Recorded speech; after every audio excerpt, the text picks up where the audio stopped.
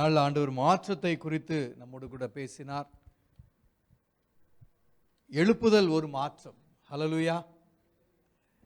Restoration, மறுபடி புதுப்பிக்கப்படுகிறது ஒரு மாற்றம். நமது வாழ்க்கையில் இருக்கிற தேவைகள் சந்திக்கப்படுவது ஒரு மாற்றம். ஹல்லேலூயா. So we are looking for positive changes. Amen.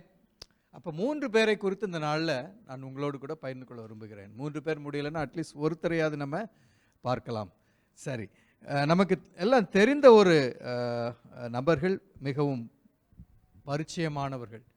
So முதலாவதாக நியாயாதிபதிகள் 6ஆம் அதிகாரம் 14ஆம் வசனம். நியாயாதிபதிகளின் புஸ்தகம் 6ஆம் அதிகாரம் 14ஆம் வசனம். அப்பொழுது கர்த்தர் அவனை நோக்கி பார்த்து, உனக்கு இருக்கிற இந்த பலத்தோடே போ, நீ இஸ்ரவேலை மீதியானியரின் கைக்கு நீங்களாக்கி ரட்சிப்பாய், உன்னை அனுப்புகிறவர் நான் அல்லவோ என்றார். ஹல்லேலூயா. நம்ம பாடினோம், வாளாக்காமல் தலையாக்குவார் என்று சொல்லி. அப்படியே இந்த காரியத்தை நம்ம இங்கே பார்க்க முடியும். பாருங்க, 15ஆம் வசனத்தில் அவன் சொல்லுகிறான், என் ஆண்டவரே, நான் இஸ்ரவேலை எதினாலே ரட்சிப்பேன்? இதோ மனோசேயில் என் குடும்பம் மிகவும் எளியது, என் தகப்பன் வீட்டில் நான் எல்லோரிலும் சிறியவன். அப்போ இந்த வசனம் நம்ம கேட்கிறதற்கு ரொம்ப உற்சாகமாக இருக்கு இல்லையா? உனக்கு இருக்கிற பலத்தோட போ அப்படின்னு சொன்னோன்னே, ஆனால் எனக்கு கையில் இருக்கிற பலம் என்ன என்று சொல்லி பார்த்தால், நான் எல்லோரிலும் சிறியவன். I don't have any strength at all அப்படிங்கிற ஒரு சூழ்நிலை. ஆனால் ஆண்டவர் சொல்கிறாரு, நீ என்ன செய், உனக்கு இருக்கிற பலத்தோடு போ. அப்போ இது நம் தேவனாகிய கர்த்தருடைய ஒரு பாணி என்று சொல்லலாம். The pattern how God operates. இதை நம்ம இந்த ரகசியத்தை புரிந்து கொண்டோன்னா நிறைய நேரத்தில் நாம் இருக்கிற சூழ்நிலையில் நம்ம மாற்றத்தை கொண்டு வர முடியும். ஹல்லேலூயா. நமக்குள்ள பரிசுத்த ஆவியானவர் ஆண்டவர் கொடுத்திருக்கிறார். அப்போ அப்போஸ்தலர் நடவடிக்கைகளை நம்ம பார்க்கிறோம், நீங்கள் பலனடைந்து என்று எழுதப்பட்டிருக்கிறது. அப்போ நாம் பலன் அடையும்படியான ஒரு ப்ரொவிஷன் ஆண்டவர் நமக்கு என்ன செஞ்சிருக்கிறார், கொடுத்திருக்கிறார். ஹல்லேலூயா. எத்தனை பேர் விசுவாசிக்கிறோம் ஆவியானவர் நமக்குள்ள இருக்கிறார்னு? எத்தனை பேர் விசுவாசிக்கிறோம்? ஆமென். அப்போ ஆவியானவர் நமக்குள்ள இருந்தால் நமக்குள்ள பலன் உண்டு. ஹல்லேலூயா. ஆனால் இங்க பாருங்க, கிதியோன் சொல்லுகிறான், என் தகப்பன் வீட்டிலே, பாருங்க அழகா சொல்றாங்க, இஸ்ரவேலே மனோசே என் குடும்பம் மிகவும் எளியது, என் குடும்பத்திலே கடைக்குட்டி சுண்டக்கா பய அப்படின்னு சொல்லி சிலரை வச்சிருப்பாங்க இல்லையா? கணக்கிலே எடுக்காம, இந்த கணக்கில் எடுக்காத ஆளுங்களை ஆண்டவர் பயன்படுத்துகிறார். ஹல்லேலூயா. அப்ப இன்னைக்கு ஒருவேளை என்னால் எதுவும் செய்ய முடியாதுங்க, ஐ கேனாட் டூ எனிதிங், என்னுடைய நிலைமை உங்களுக்கு புரியல, என் குடும்பம் தான் மனோசேல ரொம்ப சின்ன குடும்பம், அந்த சின்ன குடும்பத்திலே மிக மிக சின்ன பையன்தான் நான் என்று ஒருவேளை உங்கள் சூழ்நிலை இருந்ததுன்னா, the message is for you. ஆண்டவருடைய ஸ்டைல் என்னன்னா, அவர் இல்லாதவைகளை இருக்கிறவைகளாக பெயர் சொல்லி அழைக்கிற தேவன். எந்த பலன் உங்ககிட்ட இல்லையோ, எந்த சக்தி உங்ககிட்ட இல்லையோ, எது உங்களால் முடியாதுன்னு நினைக்கிறீங்களோ, அங்கதான் அவருக்கு ஒரு த்ரில். ஹல்லேலூயா. அங்கதான் அவர் சொல்ல, அங்கதான் நிற்கிறேன் அப்படின்றாங்களே, அது மாதிரி தான். இன்னொரு உதாரணம் நான் உங்களுக்கு கொடுக்க முடியும்.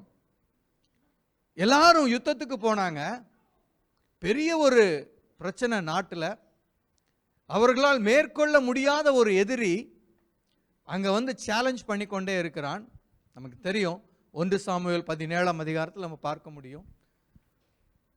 இருந்தா வாங்கடா ஒத்தைக்கு ஒத்த பார்க்கலாம் அப்படின்னு ஒரு குரல்.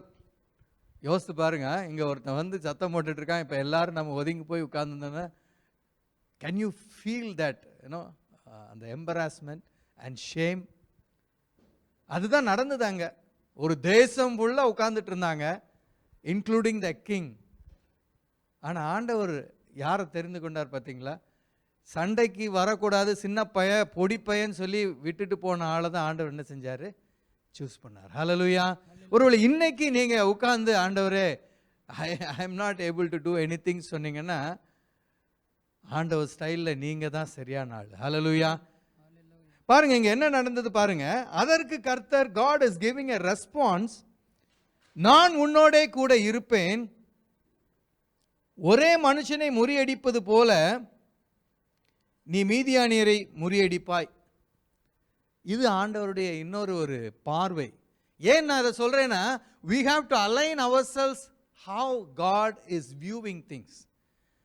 ஆண்டவர் நாம் எல்லாமே செய்ய மாட்டார். ஆண்டவர் இல்லாமல் நம்மளால செய்ய முடியாது. அல்லேலூயா. அதில் சந்தேகமே இல்லை. ஆண்டவர் இல்லாமல் நம்மளால் செய்ய முடியாது. ஆனால் ஆண்டவர் நம்மை கொண்டு தான் செய்வார். அப்போ இவர் சொல்கிறாரு, ஒரே மனுஷனை அடிக்கிற மாதிரி, அப்படின்னா ஒத்தைக்கொத்த ஒரு மனுஷனை நீ அடிக்கிற மாதிரி நான் உன் கூட இருந்து செய்வேன்ப்பா அப்படின்னு சொல்கிறாரு. But if you really look at the actual situations, நம்ம சொல்லுவோம்ல ப்ராக்டிக்கலாக பேசுங்க அப்படின்னு சொல்லுவோம்ல, அந்த ப்ராக்டிக்கலாக பேசணும் அப்படின்னா நீங்கள் 2ஆம் வசனத்தில் பார்த்தீங்கன்னா, 2ஆம் வசனம் இல்லை, அதுக்கப்புறம் நினைக்கிறேன், மீதியானியர் மணலத்தனையாய் இருந்தாங்கன்னு சொல்லப்பட்டிருக்கிறது. அப்போ அவ்வளவு பேரை பார்த்து இங்க ஆண்டவர் என்ன சொல்றாரு பாருங்க, அத்தனை பேர் கண்ணு கட்டின தூரத்துக்கு ஆளு தான் தெரியுறான். ஆனா அந்த ஆளெல்லாம் நீ ஒரே ஆள் போய் ஒரு மனுஷனை அடிக்கிற மாதிரி நீ அடிப்ப அப்படின்னு சொல்றாரு. This is how God sees. இங்க தான் நமக்கு we are not able to trigger that change. Threshold and trigger.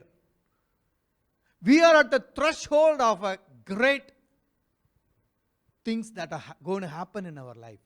நம்ம வாழ்க்கையில் நடக்க போகிற ஒரு பெரிய காரியங்களுடைய தொடக்க நிலையில் நம்ம இருக்கிறோம். But that needs to be triggered. இங்க மீதியானியர் கை பலத்து கொண்டே இருந்தது, ஒண்ணுமே செய்ய முடியல. they were really hemmed in. அந்த நிலையில் இருக்கிற ஒரு சூழ்நிலையில் it is impossible to expect any change. எந்த ஒரு சேஞ்ச் வர்றதுக்கான எந்த ஒரு அறிகுறியும் இல்லை, சான்ஸே இல்லைன்னு சொல்லுவோம், அந்த மாதிரியான சூழ்நிலை. ஆனால் they were at the threshold of a big redemption or a revival that was about to be triggered by God. Hallelujah. அவங்க இருந்த சூழ்நிலை எந்த ஒரு நம்பிக்கையற்ற ஒரு சூழ்நிலை. ஏன்னா மீதியானியருடைய கை பலத்து இருந்தது. அவங்க நினச்சா வருவாங்க, நினச்சா அடிப்பாங்க, தூக்குவாங்க, போயிட்டே இருப்பாங்க. லிட்டரலாக அப்படி தான் பண்ணாங்க.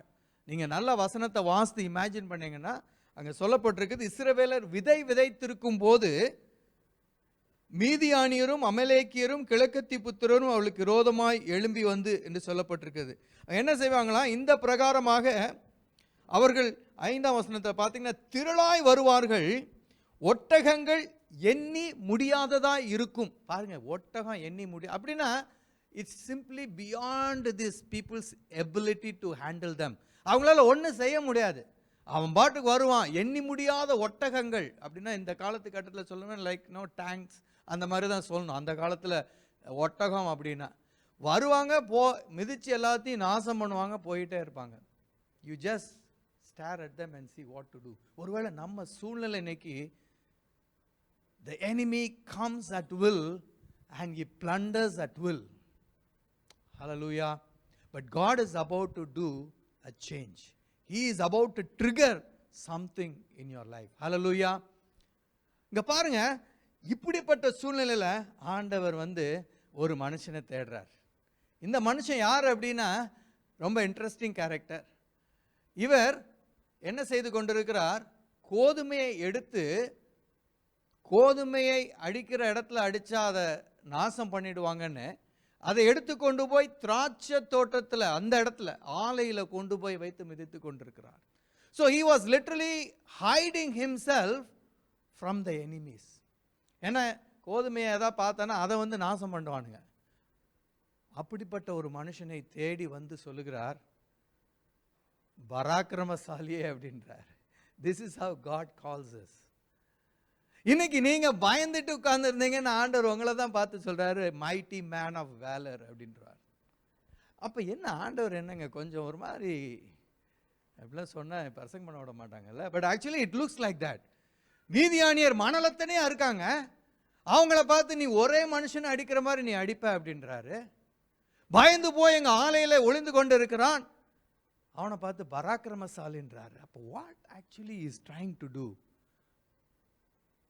With God we are a majority. We have to come to that realization. இன்னொன்று, அவர் என்ன செய்கிறார், He sees the end from the beginning and he calls you as you are. அவர் என்ன நடக்க போகிறதோ அதை முன்பதாகவே சொல்லி உன்னை அழைக்கிறார். ஹல்லேலூயா. இந்த கிதியோன் பராக்கிரமசாலின்னு அவர் டிசைட் பண்ணிட்டாருங்க. நீங்க நீதிமான்னு எப்படி ஆண்டவர் டிசைட் பண்ணி உங்களுக்கு ஒரு லேபிள் கொடுத்துட்டாரோ அதே மாதிரி தான் அவர் சொல்லிட்டார், நீ பராக்கிரமசாலி தான்டா, வா நீ பார்க்கலாம். ஒரு மனுஷனை அடிக்கிற மாதிரி நீ அடிப்ப. That is the faith that God wants us to have. நான் சொன்னேன், we are at the threshold of something big, but we need to trigger it by our faith on God. Hallelujah. இங்க கிதியோனுக்கு விசுவாசம் உடனே இருந்துதா? இல்லை, அவர் அடையாளம்லாம் கேட்டார். நீங்கள் பார்த்தீங்கன்னா 17ஆம் வசனத்தில் நமக்கு வர ஒரு டவுட்டு தான். எப்போ ஆண்டவர் நம்மகிட்ட பேசினாலும் நமக்கு ஒரு டவுட் வரும். என்ன டவுட் வரும்? என்ன தெரியாத மாதிரி நீங்கள் எல்லாம் பார்க்குறீங்க? என்ன டவுட் வரும்? எதுக்கு அவர் வசனத்தை நான் சொல்லிடுறேன், நான் சொன்னதாக இருக்க வேண்டாம். ஓகே, என்னோடு பேசுகிறவர் தேவரீர் தான் என்று ஒரு அடையாளம் காட்ட வேண்டும். இன்னைக்கு யாரோ அப்படி கேட்டுட்டு இருக்கீங்கன்னு நினைக்கிறேன். இது என் மெசேஜில் இல்லை, அதான் உங்களுக்கு தான் பதில் சொல்றாரு. ஹல்லேலூயா. அப்ப கிதியோன் சொல்றான், ஆண்டவர் பேசுறாரு, இவர் ரெஸ்பாண்ட் பண்றாரு. இதெல்லாம் கேட்டுட்டு அவன் சொல்றான், நீ பேசுறது நீர் தானா? ஏன்னா அவர் பேசுற ஸ்டைல்லாம் பார்த்து அவனுக்கு புரியலன்னு நினைக்கிறேன். But understand that if something God is talking to you and it looks very very impractical and irrelevant, அது ஆண்டவராக தான் இருக்கணும். Hallelujah. Because that is how God looks at us. Amen. ஒன்றுமே இல்லை அப்படின்னா ஆண்டவர் அப்படி தான் அழைப்பார். Hallelujah. பராக்கிரமசாலின்னு சொல்லுவார். மணலத்தனைய எதிரிகள் இருந்தா, ஏய் ஒரு ஆள் அடிக்கிற மாதிரி அடிப்படா நீ அப்படின்னு சொல்லுவார். நம்ம பார்த்தா கிட்ட திரும்பி பார்த்துட்டு, முன்னாடி பார்த்துட்டு சொல்கிறீங்களா இல்லை பார்க்கலையா முன்னாடி? நமக்கு சிரிக்கிற மாதிரி இருக்கு. But this is have God wants us to look at our situation and your situation. ஒருவேளை நீங்க இருக்க சூழ்நிலையில இந்த எதிரிக்கு வேலையே அதாங்க, நம்ம உழைப்பை கெடுக்கிறது, பிழப்பை கெடுக்கிறது, நம்மளுடைய வருமானங்களை தடை பண்ணுறது, ஆசீர்வாதங்களில் திருடுறது. பார்த்தீங்கன்னா கஷ்டப்பட்டு விளைச்சல் வரும்போது மீதியானியரும் அமலேக்கியரும் கிழக்கத்தி புத்திரரும் வருவாங்க. This is a type of the enemy. ஒருவேளை உங்கள் வாழ்க்கையில் இன்னைக்கு கஷ்டப்பட்டு எல்லாத்தையும் சரி பண்ணுறோம், அங்கே தான் அப்போது ஒரு லாஸ் வருது. அங்கே தான் ஒரு everything looks very genuine. It is not genuine actually. It is from the enemy. It's a type of the enemy we are looking at. விளைச்சலை கெடுக்கிறது, நமது வாழ்க்கையில் நட்டம் வர்றது, it is only from the enemy. Hallelujah. Don't accept any losses in your life. In your mind you cannot accept it. ஆமாங்க, எனக்கு வெளியே போனாலே சளி பிடிச்சிரும். எப்படி கேட்ட மாதிரி இருக்கா? You cannot accept. I'm just giving you a simple example because it looks genuine. ஆமா, அந்த மாதிரி செஞ்சா எனக்கு இந்த மாதிரி சிக்காயிடுவேன். ஓ, இந்த மாதிரி நடந்ததுனால எனக்கு இந்த மாதம் ஃபுல்லாக லாஸ் ஆயிடுச்சு, பையனுக்கு சோகமில்லை அதனால ஃபுல்லாக என் மணிலாம் போயிடுச்சு, so I paid lot of fees, நான் போனப்போ ஏதோ தொலைஞ்சிடுச்சு, எனக்கு வர வேண்டிய ப்ரொமோஷன் இன்னொருத்தன் தட்டி பறித்து விட்டான். All are losses in our life. மீதியானியர் விளைச்சல் வரும்போதெல்லாம் கெடுத்து போட்டுருவாங்களாம். So we have to put an end. God wants to put an end. Hallelujah. அப்போ அடையாளம் கேட்கிறான். அப்போ ஆண்டவர் சொல்றாரு, சரிப்பா ஒரு வழியே இல்லை, உனக்கு ஒரு அடையாளம் என்ன செய்யுது? அப்போ அவன் என்ன சொல்கிறாங்க, அவன் அங்கே இறைச்சியையும் அந்த பார்த்தீங்கன்னா 20-21 பார்த்தீங்கன்னா இறைச்சியையும் புளிப்பில்லாத அப்பங்களையும் கொண்டு வருகிறான். அங்கே கொண்டு வந்தப்ப அங்கே கர்த்தரின் தூதன் அங்கே அக்னியில் அப்பங்களையும் தொட்டார். அப்பொழுது அக்னி கற்பாறையிலிருந்து எழும்பி, அப்போ we see God gave a sign. ஒருவேளை அடையாளம் கேட்கணுமா, கேட்டால் தப்பா? இல்லை, தப்பு இல்லை. அடையாளம் நீங்கள் கேட்கலாம். God will give you that sign.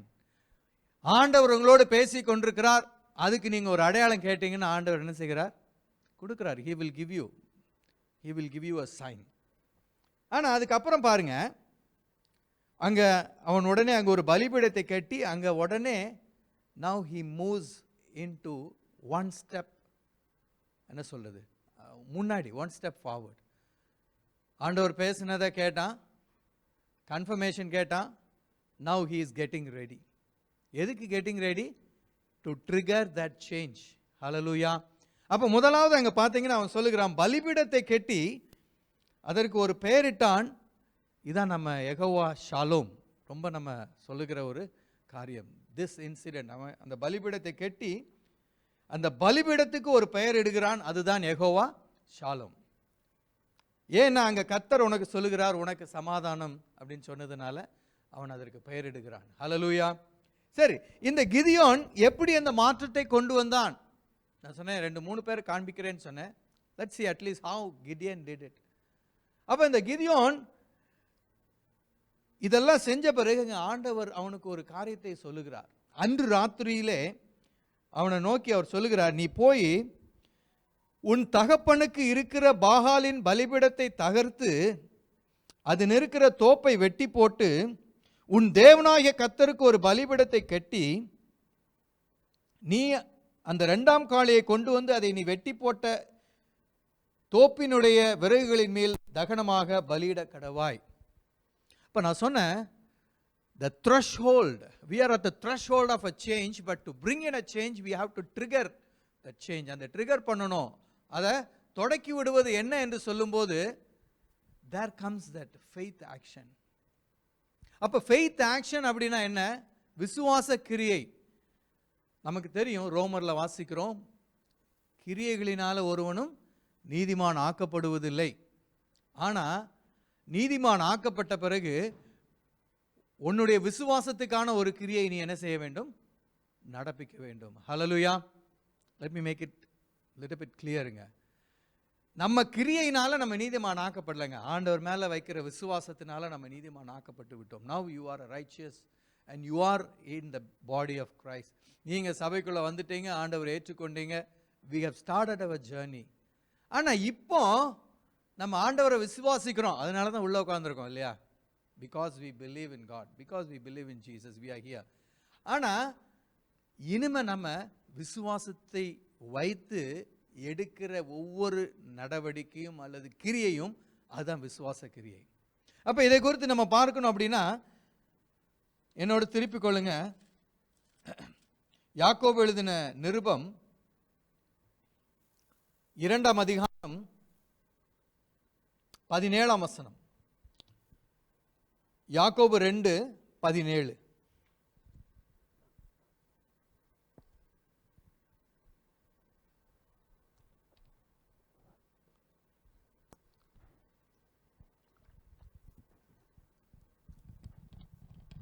அப்படியே விசுவாசமும் கிரியைகள் இல்லாதிருந்தால் தன்னிலே தானே செத்ததாயிருக்கும்.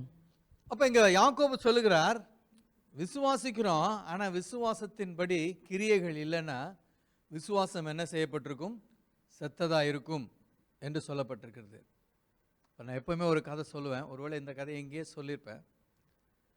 ஒரு மனிதன் உயர்ந்த ஒரு மலைப்பாங்கான பகுதியில் சென்று கொண்டிருந்தான். தெரிஞ்சதுன்னா கை தூக்குங்க, கதை சொல்ல மாட்டேன். தெரியுமா? அவர் மட்டும் ஒருத்தர் தான் கை தூக்கியிருக்காரு. அப்போ அவர் தூக்குனதுனால கொஞ்சம் எனக்கு ஸ்டீம் இறங்கிடுச்சு. ஸோ யூ நோ த ஸ்டோரியில் தெரியாது? சரி, ஓகே, ரிப்பீட் பண்ணிவிடுவோம். ரிப்பீட் ஸ்டோரி நல்லா இருக்காது, பரவாயில்ல. ஸோ அவன் மலைப்பாங்கான இடத்துல செல்லுக்கிறான். அப்போ போயிட்டே இருக்கும்போது கால் சறுக்கி is going on a fall. அங்கேருந்து மலையிலேருந்து விழுகிறான். விழுந்து ஐயோ ஆண்டவரே கடவுளே எனக்கு கத்துறான். கத்திக்கொண்டே விழுறான்.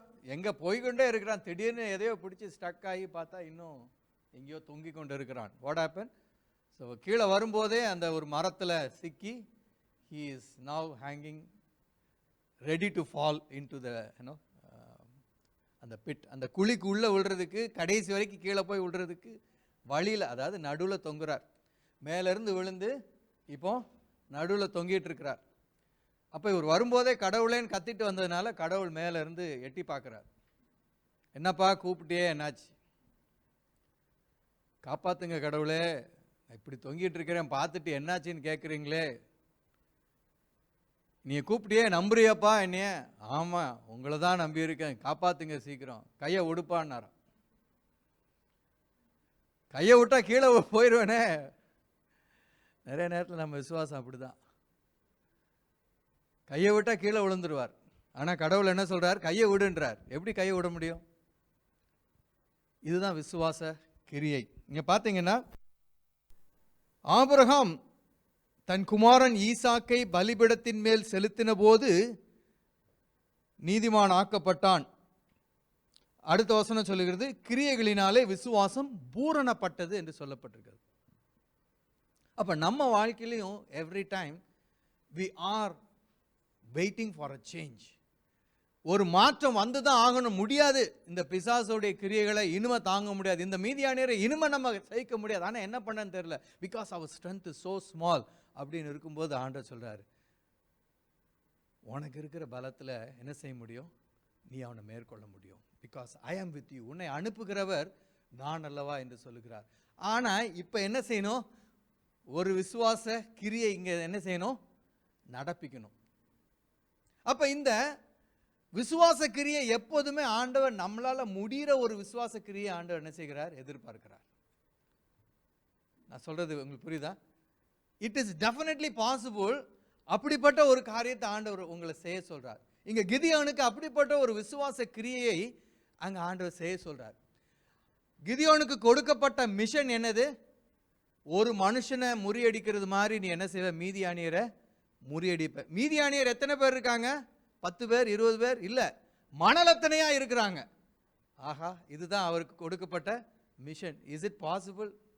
பார்த்தா நமக்கே தெரியுது, என்ன இவர் அந்த பக்கம் பார்க்காம இந்த பக்கம் பார்த்து சொல்லிட்டாரோ அப்படின்னு நினைக்கிற மாதிரி இருக்கு. ஆனா God asked Gideon to do something that he could do. நீங்க பார்த்தீங்கன்னா நியாயாதிபதிகளின் புஸ்தகத்துக்கு நம்ம திருப்பி கொள்வோம். We'll come back here.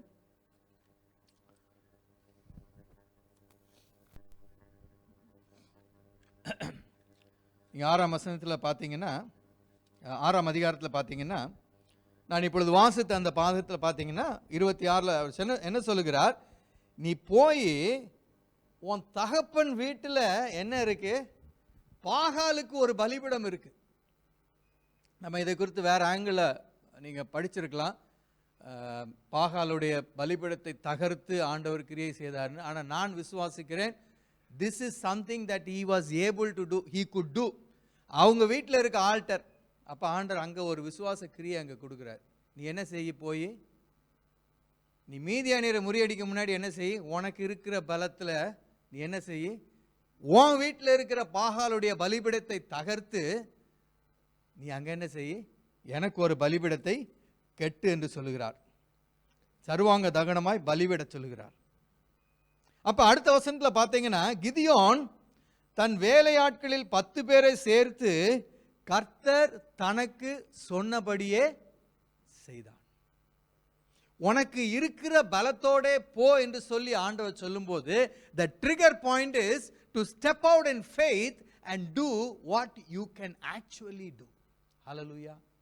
ஒரு மாற்றத்தை நம்ம கொண்டு வரணும், ஒரு எழுப்புதலை கொண்டு வரணும், ஒரு ரிவைவல் வரணும், ஒரு ரீஸ்டோரேஷன் வரணும், என் நிலைமைகள் மாற வேண்டும் என்று சொல்லும்போது, look at what you can actually do. இது nothing to do with Midianites. மீதியானியருக்கும் இதுக்கும் சம்பந்தம் இல்லை. ஆனால் இது விசுவாச கிரியை. அவரால் என்ன செய்ய முடியுமோ அதை கிதியோன் செய்தார். ஹல்லேலூயா.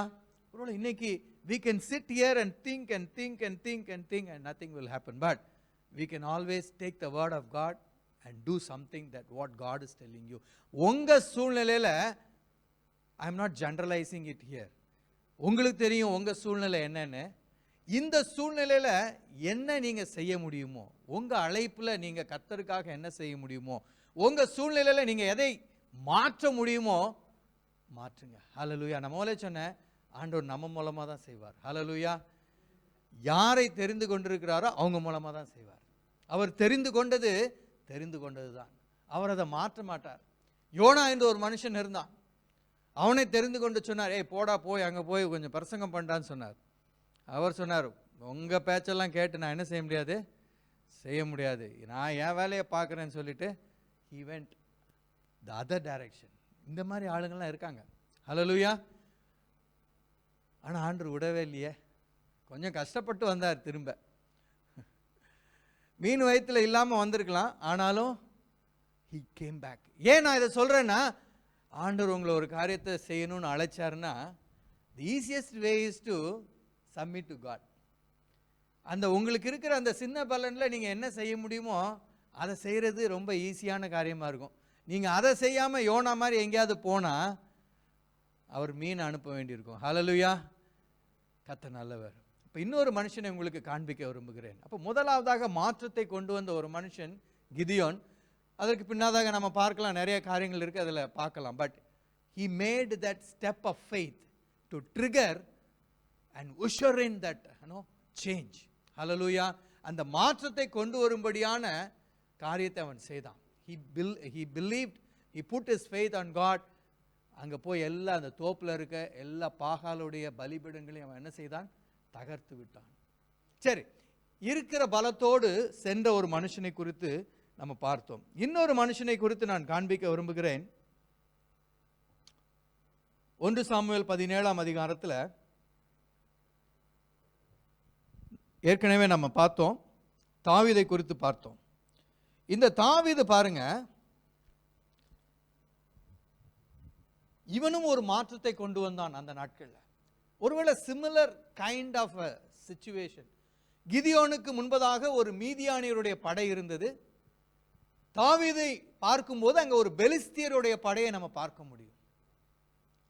நான் ஏற்கனவே சொன்ன மாதிரி அவனை அழைக்கவே இல்லை, அவன் அழைத்து அனுப்பப்படவில்லை, அவனுக்கென்று எதுவும் ஒரு ஸ்பெசிஃபிக் கால்லாம் வரல.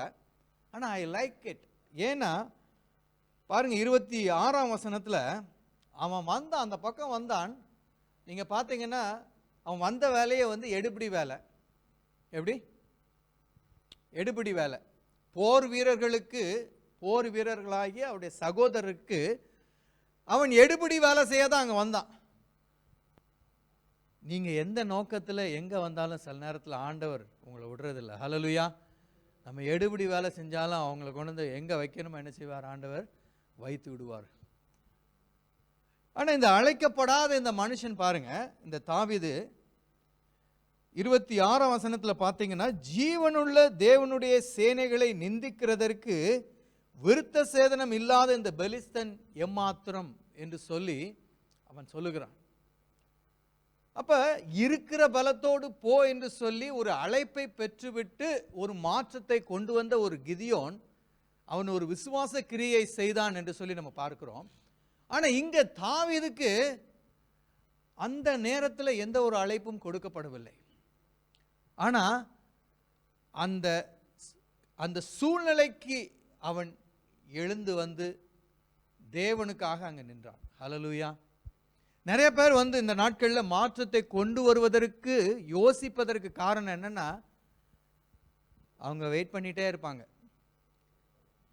சிலர் வெயிட் பண்ணுவாங்க, ஆண்டவர் எனக்கு நேரடியாக என்ன செய்யணும். நான் யாரையும் சொல்லலை, எனக்கு அப்புறம் என்னடா அவர் என்னை பற்றி பிரசங்கத்தில் பேசிட்டாருன்னு சொல்லிடாதீங்க. ஐ எம் ஜஸ்ட் ஹல்லேலூயா. அப்படி தானே? ஆண்டவர் எனக்கு இன்னும் ஐ எம் வெயிட்டிங் பிரதர். என்ன பிரதர், கரெக்டா? I am waiting. ஏதாவது ஒன்று செய்யணும், ஆண்டவர் எனக்கு சொல்லணும், நான் காத்துக்கிட்டே இருந்து கடைசியில் ரிட்டையர்ட் ஆகிடுவாங்க. பட் இங்க பாருங்க, தாவீது he was not waiting for anything.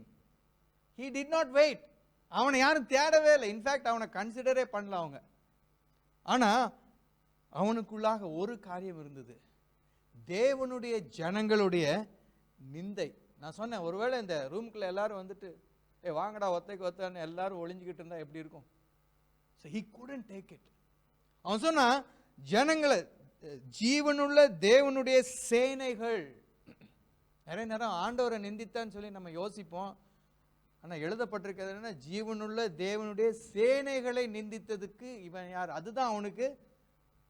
நிறைய நேரத்தில் நமக்கு இந்த ஜீல் வரதில்லை. He was with that zeal. ஆண்டவருடைய ஜனங்கள் சத்துருவினாலே ஒடுக்கப்பட்டு கொண்டிருக்கிறார்கள். ஜெபத்தை குறித்து நம்ம பார்த்து கொண்டிருந்தோம். Prayer changes things.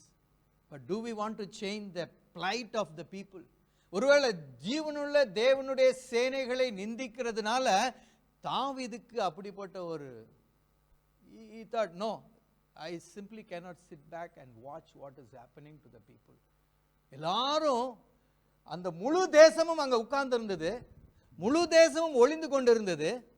ஆனா தாவீது சொல்றான், ஏய் இது இனிமே விட முடியாது, I have to do something. இவன் பேசின பேச்சை கேட்டு, இவன் பேசின பேச்செல்லாம் ராஜா வரைக்கும் போயிடுச்சு. அப்படிதான் ஏதோ சும்மா குசு குசுன்னு, என்னடா இப்படி பேசிட்டு இருக்காங்க, இதுதான் நம்ம பேசியிருப்போம், யாராவது போட்டா சரியில்லையே, சரியா இருக்குமே, இப்படிதான் நம்ம. ஆனா தாவீது பேசின பேச்சு, ஏன்னா அங்க பாருங்க, தாவீது சொன்ன வார்த்தைகளை அவர்கள் கேட்டு சவுலின் சமூகத்தில் அறிவித்தார்கள் அப்படின்னு. the passion within him was seen. அவனுக்குள்ள இருந்து அந்த வந்த அந்த பாரமும் அந்த எரிச்சலும் அந்த கோபமும் அந்த I don't know how it was. என்ன எழுதி இருக்குங்க, I am just imagining. அவன் அப்படிதான், அவனுடைய பரபரப்பும் the body language would have told people, ஏதாவது பண்ணிடுவான்னு நினைக்கிறேன்டா, சொல்லுங்க ராஜாட்ட. It almost made the people believe that he can do something. அப்படிதானே? அவனுடைய பாடி லாங்குவேஜும் அவன் சொன்ன வார்த்தைகளும், சும்மா இவன் கேனத்தனமா பேசிட்டு இருக்கான், அப்படி இல்லை. அப்படிதான் அவனை ஒதுக்கி வச்சிருந்தாங்க. பட் அவன் பேசினதை கேட்டோன்னு அவங்க சொல்றாங்க, சவுல்கிட்ட போய் சொல்றாங்க. அப்ப நீங்க அடுத்ததை பார்த்தீங்கன்னா, தாவீது சவுலை பார்த்தோன்னு அவன் சொல்றான், இவன் நிமித்தம் ஒருவனுடைய இருதயமும் கலங்க வேண்டியதில்லை, உம்முடைய அடியானாக நான் போய் இந்த பெலிஸ்தனோட யுத்தம் பண்ணுவேன். You want to bring change? You want to bring revival? You want to heal people? You want to do mighty exploits? Mighty exploit பண்ணணும்னு நினைச்சீங்கன்னா அது இல்லைங்க. You must have that burden within you that will trigger you to tell him, இவன் இப்படி முடியாதுங்க, இது பிசாசு இப்படி இவங்களெல்லாம் என்ன செய்ய முடியாது, அலைக்கழிக்க முடியாது. இயேசு சொன்னார், இவளும் ஆபிரகாமின் குமாரத்தியா இருக்கிறாள், இவ இப்படி இந்த மாதிரி கட்டி வைக்க முடியாதுங்க. இன்னைக்கு சபை நிரம்பணும் அப்படின்னா we have to step out to deliver people like this. நம்ம இன்ஃப்ளூயன்ஸ் ஜோன்ல இருக்கிற ஜனங்கள் மீது நமக்கு இந்த பாரம் வரணும். ஹல்லேலூயா. அதுதான் தாவீது சொல்றான், நிந்தையை நீக்குகிறவனுக்கு என்ன செய்யப்படும்? அவனுடைய கேள்வி இது. நிந்தைங்க, இப்படி எல்லாரும் உட்கார்ந்துட்டு இருக்குது, நினைச்ச நேரம் மீதியானியர் வந்து நினைச்ச நேரம் எடுத்துட்டு போயிடறாங்க, நிந்தையா இருக்கு. நினைச்ச நேரம் என்னுடைய காரியங்கள் அலைக்கழிக்கப்படுகிறது. இந்த நிந்தை நீங்க வேண்டும் என்று சொல்லி தாவீது வந்தான். அழைப்பு இல்லை, பெரிய பலன் இல்லை, ஆனா அவனிடத்துல ஒன்று இருந்தது. தேவ ஜனங்கள் மீது வருகிற நிந்தை மீது அவனுக்கு he had that zeal. ஹல்லேலூயா. ஒரு இன்னைக்கு பலன் இருக்கா இல்லையாங்கிறது ரெண்டாவது. ஏன்னா ஆண்டவர் சொல்லிட்டாரு, உனக்கு இருக்கிற பலன்ல நீ செய், நீ ஆரம்பி, உன்னுடைய விசுவாச கிரியை நீ செய். உன்கிட்ட 10 ஆள் இருக்காங்களா, எடுத்துட்டு போய் பாகாலுடைய பலிபீடத்தெல்லாம் தகர்த்து விடு. இன்னைக்கு 10 பேர் சேர்ந்து ஜெபித்து பாகாலுடைய பலிபீடங்களை தகர்க்க முடியுமா, முடியாதா? That is what is expected. அதுதான் ஆண்டவர் எதிர்பார்க்கிறார். The triggering point is our faith and our zeal. Hallelujah. நம்ம வரலாம் போலாம், ஆண்டவர் அதை பத்தி ஒன்றும் அதெல்லாம் தப்புன்னா நான் சொல்ல மாட்டேன். But if we want to change and bring deliverance to the lives of the people, இந்த zeal வேணும். நமக்குள்ளாக இருக்கிற பரிசுத்த ஆவியானவர் வைராக்கிய வாஞ்சையுள்ளவராய் இருந்து என்று எழுதப்பட்டிருக்கிறது. ஹல்லேலூயா.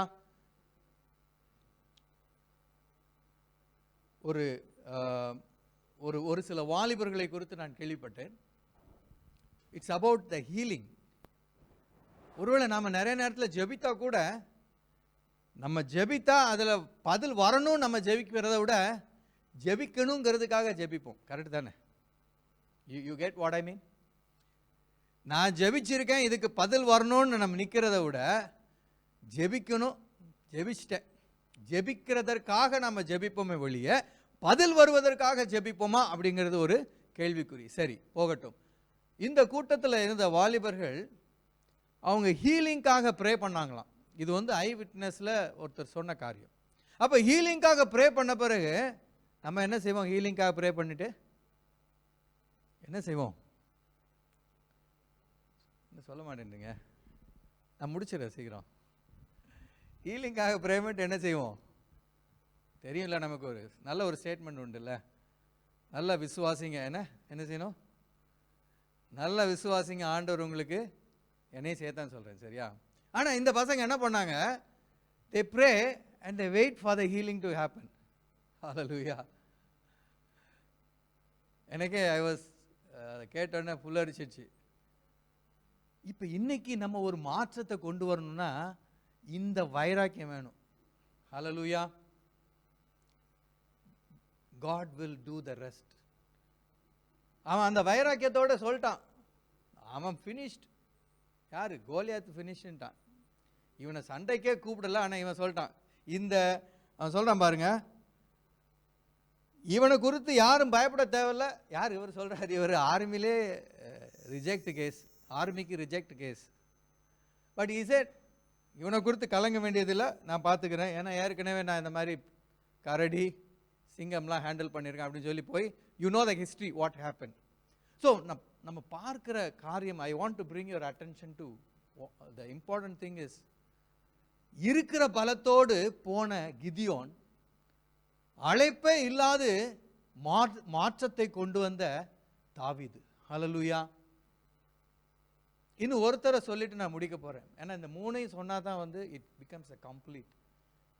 அழைப்புக்காக காத்து கொண்டிருந்து அந்த அழைப்பில் இருக்கிற பலத்தோடு செல்லுகிற ஒரு கூட்டம் இருக்கிறது. அழைப்புலாம் இல்லைங்க, இது என்னுடைய தகப்பனுடைய வேலை, என்னுடைய ஜனங்களை இவங்க நிந்திக்கிறாங்க, I step out, I go and heal. ஏய், நீ பாஸ்டரா இல்லைங்க, ஆவியானவர் எனக்குள்ள இருக்கார். ஐ cannot wait, I want to heal this person. வாங்க எங்க வீட்டுக்கு வாங்க, ப்ரே பண்றேன். Can we do that? Because we cannot see people suffer. தாவீதுக்கு அப்படிப்பட்ட ஒரு வைராக்கியம். இவன் என்னங்க வந்து இந்த மாதிரி பேசிட்டு இருக்கிறான்? How can the enemy keep taking things, keep robbing things, keep giving witness to the people? I am going to heal them, I am going to fight it out. அதுதான் தாவீதுடைய. இன்னொருத்தரை நான் உங்களோட காண்பித்து முடிக்க போகிறேன். நம்ம நிறைய நேரம் நினைக்கிறோம் பெரிய தீர்க்கதரிசிகள் பெரிய ஆளுங்க, நான் அவங்க எப்படி பிஹேவ் பண்ணாங்கன்னு I want to show you. யாத்ராகமம் 3ஆம் அதிகாரம். ஆனால் நான் ஏற்கனவே சொன்ன மாதிரி ஆண்டவர் கண்ணு வச்சிட்டாருன்னா அவர் வந்து மாற்றிக்க மாட்டார். ஹல்லேலூயா. அவர் உங்களை அழைத்து விட்டார் என்று சொன்னால் he is not going to change, only you have to change. அதில் எந்த மாற்றமும் இல்லை. ஆனாலும் நீங்கள் பாருங்க, பெரிய ஒரு அழைப்பு, எகிப்தில் இருக்கிற ஜனங்களை விடுதலை செய்து வெளியே கொண்டு வரணும். ஒருவேளை இன்னைக்கு இருக்கிற ஒரு கம்பேரிசன் நம்ம சொல்லணும் அப்படின்னா, நான் அந்த வேணாம், இங்கே வந்து லைவ் ஏதோ போயிட்டுருக்குன்னு நான் நினைக்கிறேன், அதனால் கண்ட்ரி பேர்லாம் சொல்ல, இப்படிப்பட்ட ஒரு பெரிய தேசத்துலேருந்து ஒரு கூட்டத்தை கூட்டு வரணும் அப்படின்னு நம்ம நினைக்கணும். அதை மாதிரியான ஒரு பெரிய அழைப்பு. ஆனால் அவர் என்ன செஞ்சார் பாருங்க, 3ஆம் அதிகாரத்தில் அவர் சொல்கிறார், முதல்ல வந்து அவர் சொல்கிறார், அவர்கள் என்னை நம்ப மாட்டார்கள். இப்போ அழைப்பு வந்துருச்சு, உங்களுக்கு தெரியும் யாரை சொல்கிறேன்னு, மோசேக்கு அழைப்பு வந்து விட்டது. என்ன சொல்கிறாரு? முதல் எக்ஸ்கியூஸ் என்ன சொல்கிறாரு? அவங்க என்னை நம்ப மாட்டாங்க, கர்த்தர் உனக்கு தரிசனமாகவில்லை என்று சொல்வார்கள். கிதியோன் சொன்னா, தேவரீர் தான் பேசுகிறீரா என்று சொல்லி, ஆனால் இங்கே பேசுகிறது இல்லை, ஏன்னா தரிசனத்தையே பார்த்தான். So he cannot say I don't believe, but he is telling, இவங்க எல்லாம் நான் போய் ஜோமனா என்னை வந்து ஒத்துக்க மாட்டானுங்க. எப்படி?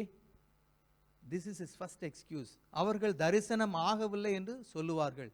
ஆண்டவர் பாருங்க கணக்கு வச்சிட்டாரு, அதனால அவருக்கு பலன் கொடுக்கிறார்.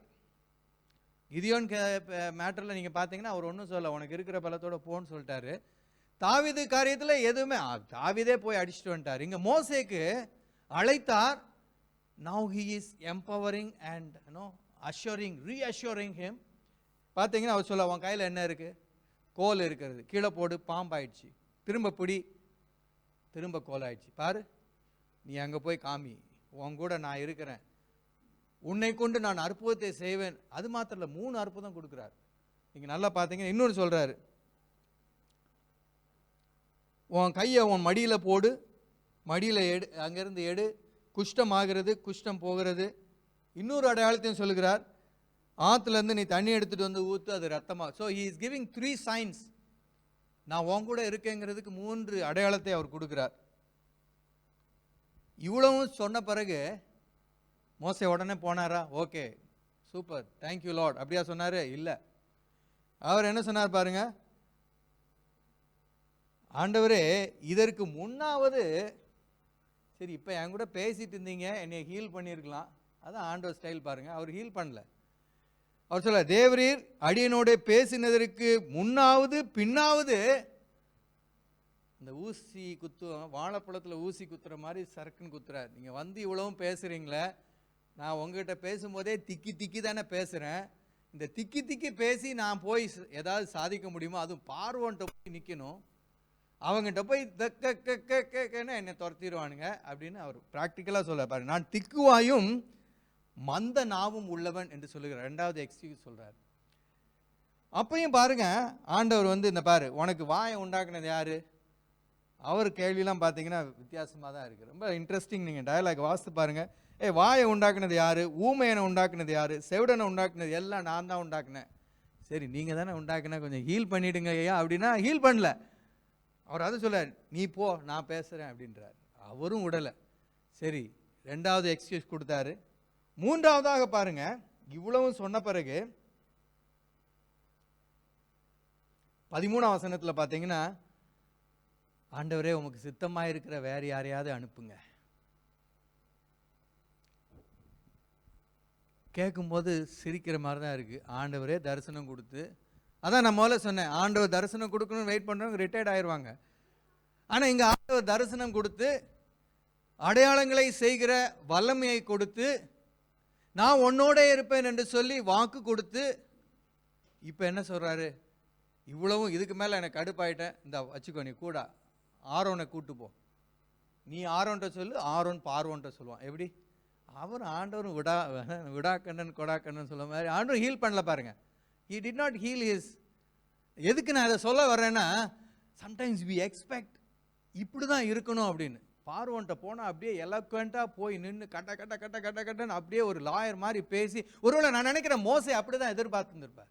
நம்ம போய் 2 வார்த்தை பேசுறதுக்கே ஆடு கூட இருந்து பேன்னு பேசிட்டு இருக்கிறோம். நம்ம போய் என்ன பேச முடியும்? உங்களை தான் ஆண்டவர் பேச சொல்லுவார். ஹல்லேலூயா. ஒருவேளை நீங்க நினைக்கலாம், இப்படியெல்லாம் ஒரு எலக்வன்ஸை கொடுத்து என்னை பேச சொல்லுங்க ஆண்டவரே, நான் போய் உங்களுக்காக கலைக்கிறேன். இல்லை, நீ போ, நீ பேசு, உனக்கு இருக்கிற பலத்தில் நீ செய். ஹல்லேலூயா. இன்னைக்கு நம்மளுடைய கையில தான் மாற்றங்களை கொண்டு வருவதற்கான, அது என்ன சொல்றது, the key is with us. ஹல்லேலூயா. ஆண்டவர் எல்லாத்தையும் செய்து முடிச்சிட்டாரு. ஆனால் அந்த கீ வந்து நம்மளுடைய விசுவாச கிரியையில் இருக்கிறது. ஹல்லேலூயா. மாற்றத்தை எதிர்பார்த்து கொண்டு இருக்கலாம், மாற்றத்துக்காக ஜெபிக்கலாம், மாற்றத்துக்காக விசுவாசமாக கூட இருக்கலாம். But are we ready to take the action? Gideon அந்த விசுவாச கிரியை எடுத்தான். ஆண்டவர் சொன்னார், நீ போய் முதல்ல என்ன செய்ய, மீதியானியர் அடிக்கிறலாம் 2வது, முதல்ல உங்கள் வீட்டில் இருக்கிற பாகாளுடைய ஆல்டரை போய் என்ன செய்ய முடினார். You may have something that you need to do. ஹல்லேலூயா. அது எந்த ஆல்டரா இருக்கு அப்படின்னு நீங்க பாருங்க. எது ஆண்டவர் உங்களை உடைக்க சொல்லுகிறார் அதை உடைங்க. Take that step of faith. தாவீது அப்படிதான், என்னால் செய்ய முடியும்னு சொல்லி பேசிக்கிட்டே இருக்கல. He said, yes, I'm going to do it. I'm doing it ன்னு சொல்லி கோலியாத்துக்கு முன்பதாக நின்றார். மோசே இவ்வளவு செஞ்சும் கடைசியில் என்ன செஞ்சாரு? ஆரோனோடு தான் போனார். He obeyed him. நான் எதுக்கு சொல்றேன்னா, அழைப்பு வித்தியாசமானது.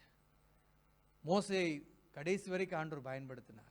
ஆனால் அவருடைய ஸ்டைல் பார்த்தீங்கன்னா, the first step of faith அவர் ஆண்டவர் அப்படிதான், நீ இருக்கு, நான் சொன்னதை நீ முதல்ல என்ன செய்ய செய். You start doing what you can do by yourself, the change will follow you. Hallelujah. நம்ம எல்லாரும் எழும்பி நின்று ஜெபிக்கலாமா ஆண்டவருடைய சமூகத்தில்? All 3 started great exploits with their strength. 3 பேரும் ஆரம்பித்தது எல்லாம் அவங்களுக்கு கொடுக்கப்பட்ட அந்த கிருபைகளில் ஆரம்பித்தாங்க. ஹல்லேலூயா. இன்னைக்கு நாம் ஒரு மாற்றத்தை கொண்டு வரும்படியாகவே அழைக்கப்பட்டிருக்கிறோம். புதிய ஏற்பாட்டில் we are called the salt and the light. இந்த உப்பும் வெளிச்சமும் ஒளி மாற்றத்தை கொண்டு வராமல் இருக்கவே முடியாது இல்லையா? Anywhere you go, you realize, you remember that you are the salt and the light. எல்லாரும் கண்களை தாழ்த்தி ஜெபம் பண்ணுவோம். ஆண்டவர்ட்ட இந்த நாளில் என்னை ஒப்பு கொடுக்கிறேன் ஆண்டவரே. I want to be like David. I want to be like Jesus. இயேசு சொன்னார், என்னுடைய உயிரை நானே கொடுக்கிறேன். I am laying down my life and I have the authority to take it back, but I am doing it on my own. இன்னைக்கு ஆண்டவர் தாவீதை போல, இயேசு கிறிஸ்துவை போல, he is looking for the sons who will step out for the business of the father. தகப்பனுடைய ஊழியத்தை, வேலையை செய்வதற்காக எந்த குமாரனும் காத்து கொண்டிருக்க மாட்டான். He doesn't need a call, he doesn't need an invitation, he doesn't need confirmation, because it is his father's business. He will just step out and do, this is my father's business, this is for my people, this is என்னுடைய ஜனங்களுடைய நிந்தையை போக்குவதற்காக நான் எழும்புகிறேன் என்று சொன்னான். பிரசங்கத்தெல்லாம் கேட்டுட்டு நல்லா இருக்குன்னு சொல்றதுக்காக ஆண்டவர் நம்மோடு பேசல. What is the decision that we are going to make? What is the decision that we make today will make a difference in the lives of the people. ஜனங்களுடைய வாழ்க்கையில ஒரு மாற்றத்தை ஏற்படுத்துவதற்கான முடிவுகள் நீங்க எடுத்துட்டு இருக்கீங்க. When Gideon had the confirmation, he immediately acted. தேவரீர்தான் பேசுகிறீர் என்று எனக்கு ஒரு அடையாளத்தை காண்பியும் என்று சொன்னான். அடையாளம் கொடுக்கப்பட்ட போது அவன் செய்கையை, கிரியையை ஆரம்பித்தான். இன்னைக்கு ஆண்டவர் உங்களோடு கூட பேசிக் கொண்டிருக்கிறார். I don't know whether you are asking for sign or whether you are waiting to do something. எதுவா இருந்தாலும் தீர்மானம் அது திருப்பு முனை. ஹல்லேலூயா. அன்பின் ஆண்டவரே, இந்த நேரத்தில் அப்பா நாங்கள் உம்மோடு கூட நாங்கள் இணைந்து அப்பா, இட்ஸ் அ பார்ட்னர்ஷிப். மீதியானியரின் நிந்தையையும் பெலிஸ்தரின் நிந்தையும் பொறுத்து கொள்ளாத அந்த ஒரு கிதியோனாக அல்லது தாவீதாக நாங்கள் காணப்பட, இயேசு கிறிஸ்துவாக காணப்பட எங்களுக்கு கிருபை கொடுங்க. என் ஜனத்தின் நிந்தை ஜீவனுள்ள தேவனுடைய சேனைகளை நிந்திக்கிற இவன் யார் என்று சொல்லி அநேக பேர் ஆண்டவரே கிறிஸ்தவர்களாக இருந்தும் அப்பா நாங்கள் கஷ்டப்பட்டு கொண்டிருக்கிறத நாங்கள் பார்க்கிறோம். இன்னைக்கு நாங்கள் ஒரு முடிவு எடுக்கிறோம். அப்பா, நீர் என்னை கொண்டு, எங்களை கொண்டு பெரிய காரியங்களை நடப்பிக்கும்படி, எங்களுக்கு நீர் கொடுத்த அழைப்பை நீர் நிறைவேற்றும்படி நாங்கள் எங்களை ஒப்பு கொடுக்கிறோம் ஆண்டவரே. அப்பா, எங்களை மாற்றுங்க. மாற்றத்தை வாஞ்சிக்கிற நாங்கள் முதல்ல அந்த மாற்றத்தை கொண்டு வருகிற ஜனங்களாய் அப்பா நாங்கள் ஸ்டெப் அவுட் பண்ண எங்களுக்கு அந்த விசுவாசத்தை எங்களுக்கு கொடுங்க.